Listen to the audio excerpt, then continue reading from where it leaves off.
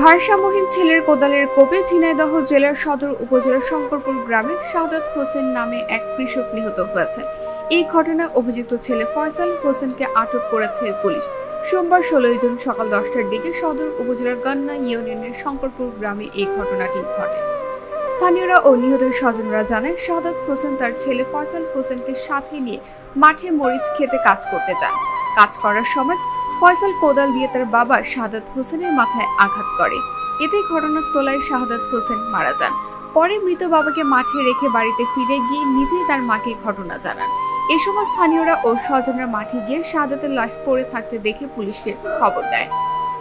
ঝিনাইদহ সদর থানার ওসি আব্দুল্লাহ আল মামুন বলেন, খবর পাওয়া মাত্রই ঘটনাস্থলে এসেছে, তদন্ত করা হচ্ছে। মরদেহ ঝিনাইদহ সদর হাসপাতাল মর্গে পাঠানো হয়েছে। এই ঘটনায় আইনানুগ ব্যবস্থা নেওয়া হবে।